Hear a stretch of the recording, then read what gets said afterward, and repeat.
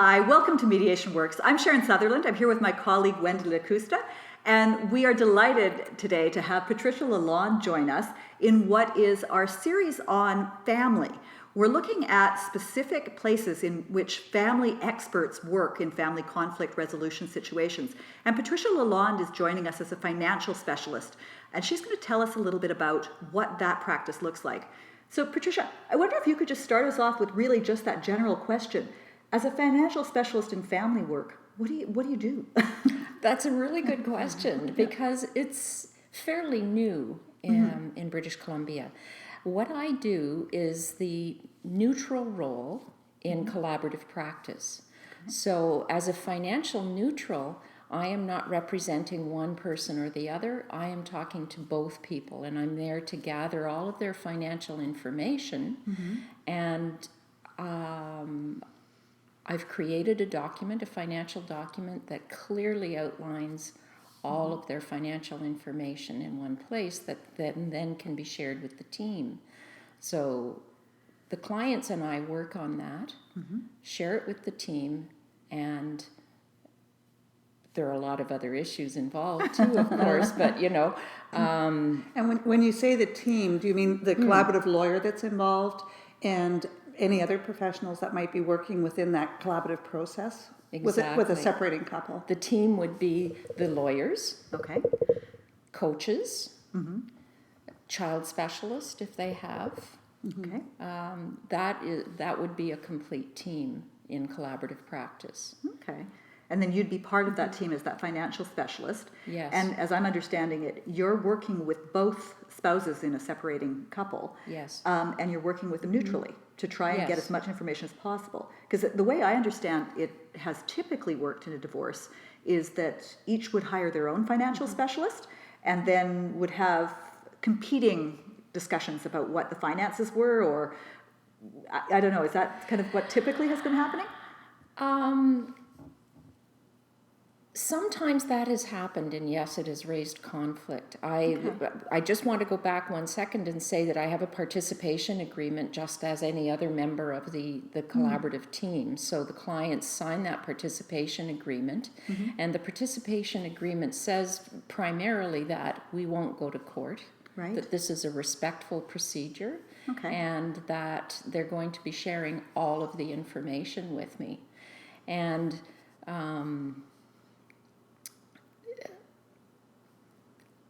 I'm sorry, what was, you were just asking? Well, I guess what I'd understood was that in the non-collaborative, I guess, the traditional, what we've thought of as the traditional practice of divorce litigation, there would be that tendency for husband to hire a financial expert, wife to hire a financial expert, and to end up with this litigation where there's a lot of dispute around it. But it sounds like this is a little different. In the collaborative process, you're the only expert hired, and you're working with both.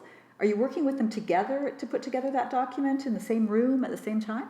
Yes, often I am working together with them together, and it's really interesting when the couple really buys into the collaborative procedure. They're keeping each other honest in the room.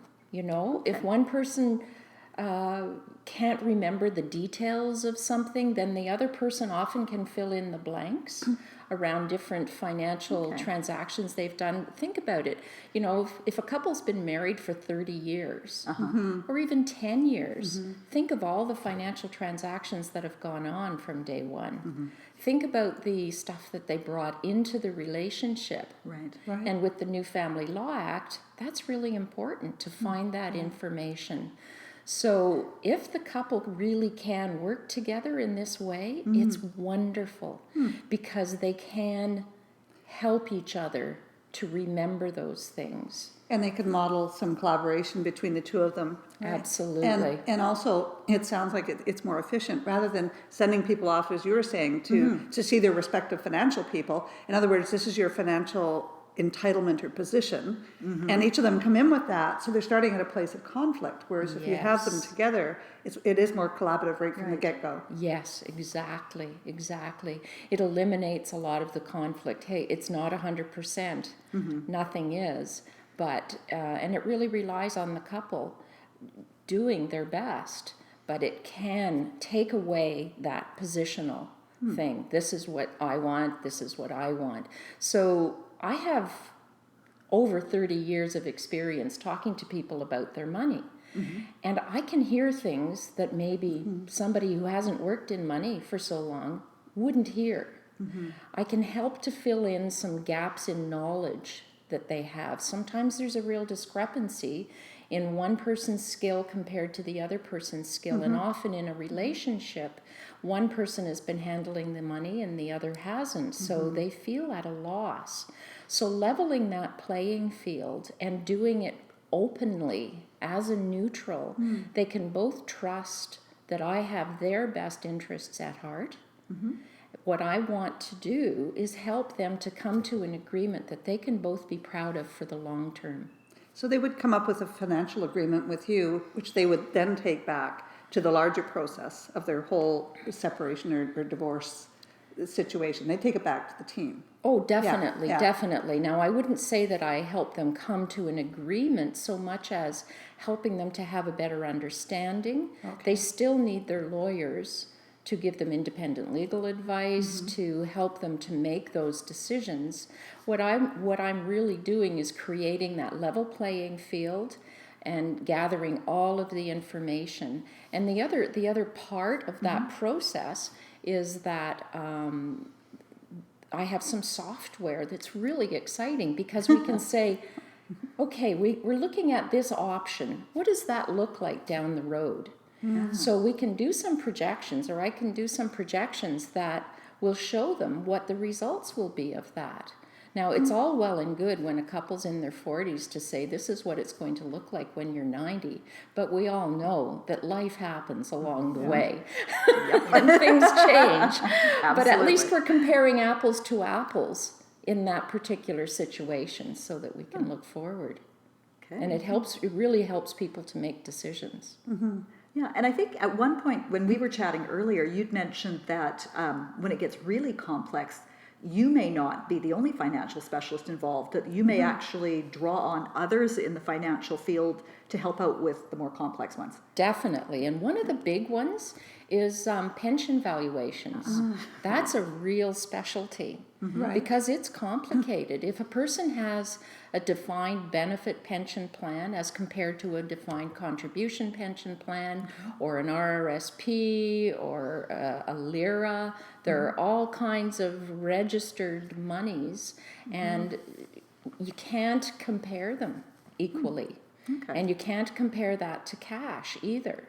So we need the pension valuator to say what was accumulated during the time of the marriage.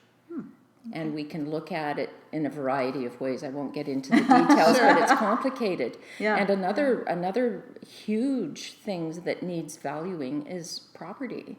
Right. You know, if a person is selling the property, if the couple is selling the property, no problem. Sell the property, take the cash, divide it in half.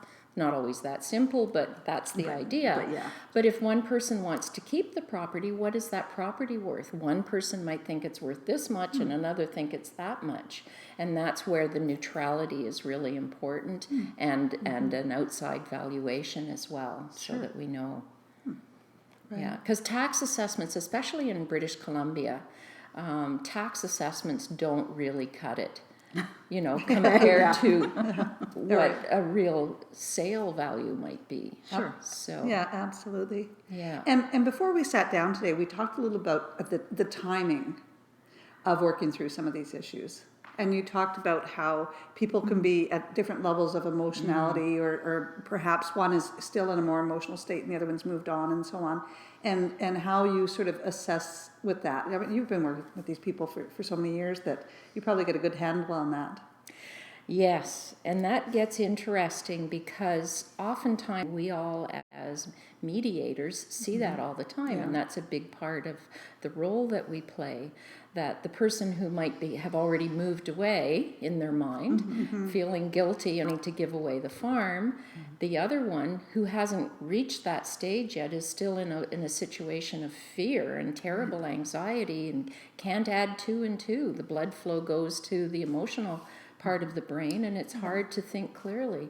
So being very sensitive to those issues is really important in my role. So it isn't just about numbers. It's so much about the history of the stories that go on and understanding that. And that's where I find that having a long experience of talking to people about their money, I can hear those things that come up. I can understand some of the underlying stuff. And if something doesn't make sense, remember Columbo, that TV program? Yes. Tell me more. Well, it's sort of like that sometimes. And then I say to my clients, you know, if my forehead wrinkles up, that's my antenna. There's something something missing. So I can ask those questions and say, there's something missing here. Tell me more, and they do. And then that's when the subtext comes out. That's so funny because I always talk about the Columbo strategy. I don't get it. You know, it's like, I think there's a lot of Columbo meetings. Well, Pat, I know that we don't have much time here, so I want to ask you one more quick question just before we go. When people are sitting down and thinking about who do I need to be involved, we've got a conflict, we're separating perhaps, do they go straight to you, or is it more common that they would go to a lawyer and it would be a collaborative lawyer that would bring you in? Or just how does one engage a financial specialist, I guess is the question. Well, that is a really good question because typically the clients go to the lawyers first. And that has always been the way it's been as far as I know. Okay. But I'm finding recently that about a small number, 5 to 10% maybe, are coming to me first saying, for example, I had a couple come to me say, we've been separated for 6 years. And it's the money part that we could never figure out. Can you help us figure that out? Okay. so everything else is resolved. Yes, Basically. everything else is resolved, but they don't have a separation agreement. So support that's been paid has been totally taxed and not taxed in the way that it would be with a separation agreement, that sort of thing. So with this couple that I'm thinking of, we really had some good sessions. We got it sorted out, and I insisted. I mean, this is not a legal document. You have to take it to your lawyers. They did. The lawyers were pleased that, you know, all of this stuff was resolved. They did their work. The clients were happy. Yeah. So no particular reason it couldn't start with you if the couple's in a place where they know finances are the one thing they need to work out first. And presumably, just on that same note, if they had gone another route, like I know that a lot of people these days, Wendy and I both know a lot of people will phone a mediator first, thinking that they're going to go directly to a mediator. So a mediator might also be someone who wants to know that they could refer out to a financial specialist, for instance. Like I could imagine if somebody were coming to me and I'm hearing that, oh, it's something that has a big financial component, maybe referring to a financial specialist first is a good idea. Yes. I definitely would, because that's not, I'm more of a generalist. That's not my area of specialty, and I would really appreciate your professional input on that. Of course, yeah. And because I spend most of my time in collaborative, but many of our collaborative practitioners are mediators as well. Yes. And I love the process. When it works, it's brilliant. Great. Yeah. Well, I really appreciate you coming here today, Patricia. That's fantastic. It's great information. And we're going to hopefully get even more information out on the website about financial specialists and where to find them and how to connect with them in the collaborative divorce information. So thank you just so much. Thank you for having me. It's lots of fun chatting with you both. Yeah, thanks.